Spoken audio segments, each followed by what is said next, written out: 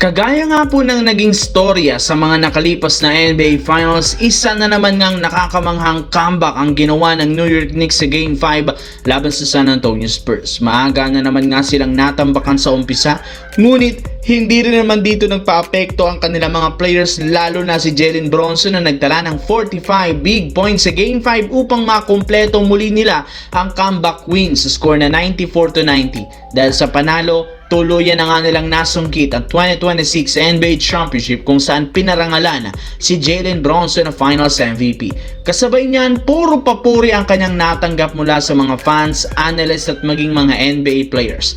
Maging si LeBron James pinuri at kinongratulate rin naman ang Knicks, lalo na si Brunson. Tama nga talaga siya, ang kanyang naging hinala noon na napakahirap talagang kalaban ang isang lefty superstar katulad ni Brunson since napaka-unpredictable nga ng ginagawa nito.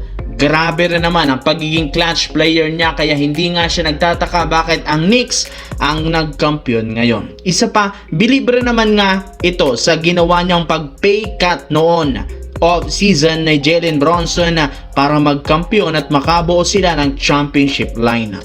Samantala, simula nga po ng malaglag ng maaga ang Oklahoma City Thunder, isa na nga sila sa mga teams na hinihikayat ngayon na makipagnegosasyon sa Milwaukee Bucks. Meron nga silang sapat na trade asset kagaya ng mga batang player at future draft pick para masungkit si Giannis. Kapag nagawa nila ito, sigurado nga pong mas lalakas lalo ang kanilang lineup at mas tataas pa ang kanilang chance ang mag-compete sa kampyonato next season. Pero nilinaw ng front office ng OKC Thunder, wala silang balak gumawa ng isang napakalaking trade para makuha si Giannis. Hindi rin naman sila nito kailangan sa laki ng kontrata, siguradong makakasira lamang ito sa kasalukuyang lineup ngayon.